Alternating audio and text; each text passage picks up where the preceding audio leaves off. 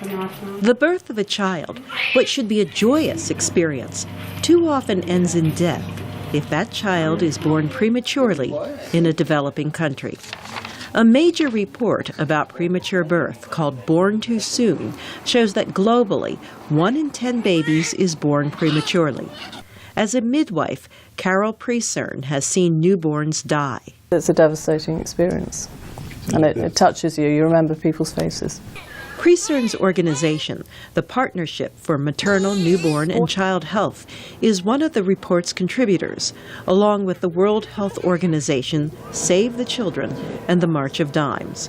She says there's much that can be done to prevent preterm births. You make sure people are not having their babies too young.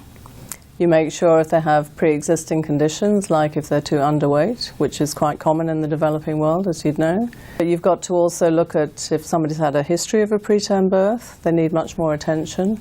You want to look at the spacing between births, so you don't want people having their children too fast, because that can lead to prematurity.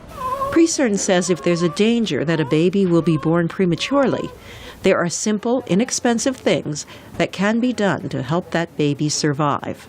You can give the mother steroids before the baby is born. That helps the lungs to mature.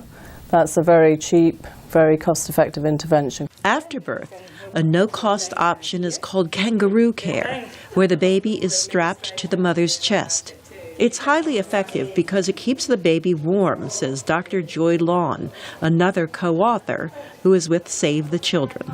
Kangaroo mother care, even compared to care in an incubator, halves the risk of death. The report also shows premature births are rising worldwide. In rich countries like the United States, it's often due to multiple births following in vitro fertilization, and because of the common practice of having cesarean deliveries that are medically unnecessary.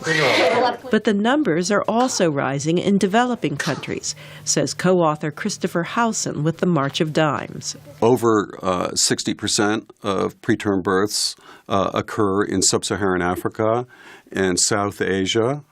The data suggests that's where it's most dangerous to be born too soon. But no matter where a birth occurs, a baby born even a couple of weeks short of full gestation faces far more health complications than a baby born full term.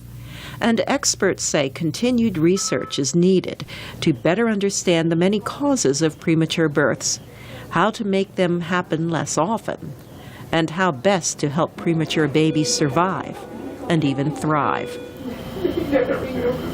Carol Pearson, VOA News.